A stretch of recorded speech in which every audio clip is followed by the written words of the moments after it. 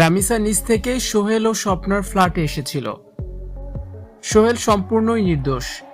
বারবার আদালতে এমনটাই জানালেন সোহেলের স্ত্রী স্বপ্না আক্তার।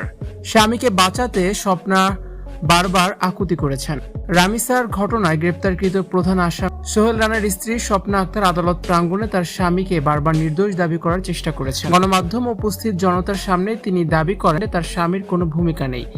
তবে স্বপ্নার এই বক্তব্যকে প্রত্যাখ্যান করে তীব্র ক্ষোভ প্রকাশ করেছেন বিক্ষুব্ধ জনতা। প্রত্যক্ষদর্শী ও স্থানীয়দের মতে এই ঘটনায় স্বপ্না আক্তারই অন্যতম বড় অপরাধী। আদালতে হাজির করার সময় প্রিজন ভ্যানের ভেতর থেকে স্বপ্না আক্তার তার স্বামী সোহেলের পক্ষে সাফাই গাইতে শুরু করেন। তিনি গণমাধ্যমকে বলেন, আমার স্বামীর কোনো দোষ নেই, সোহেল কিচ্ছু করে নাই, রামিসারই সব দোষ, সে নিজে থেকে আমাদের ফ্ল্যাটে এসেছে।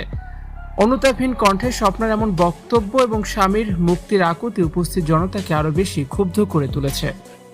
এই ঘটনায় স্বপ্না আক্তারের দায়ী সবচেয়ে বেশি, বরং অনেকেই তাকে প্রধান দোষী হিসেবেই দেখেছেন। স্থানীয় বাসিন্দারা বলছেন, স্বপ্না যদি একজন নারী হিসেবে সচেতন হতেন এবং সঠিক সময়ে বাধা দিতেন কিংবা আইন শৃঙ্খলা বাহিনীকে জানাতেন, তবে আজ রামিসাকে অকালে প্রাণ হারাতে হতো না। তিনি সবকিছু জেনেও চুপ ছিলেন এবং স্বামীকে আড়াল করার চেষ্টা করেছেন, যা তাকে এই অপরাধের সরাসরি সহযোগিতায় পরিণত করেছে। স্বপ্নার এমন নির্লজ্জ বক্তব্যের পর আদালত প্রাঙ্গণে তীব্র উত্তেজনা ছড়িয়ে পড়ে। বিক্ষুব্ধ জনস্বজনেরা প্রিজন ভ্যান লক্ষ্য করে স্লোগান দিতে থাকেন। এমন স্লোগানে উত্তাল হয়ে ওঠে পুরো আদালত চত্বর। ভিউয়ার্স, স্বপ্নাকে নিয়ে আপনাদের কি মন্তব্য?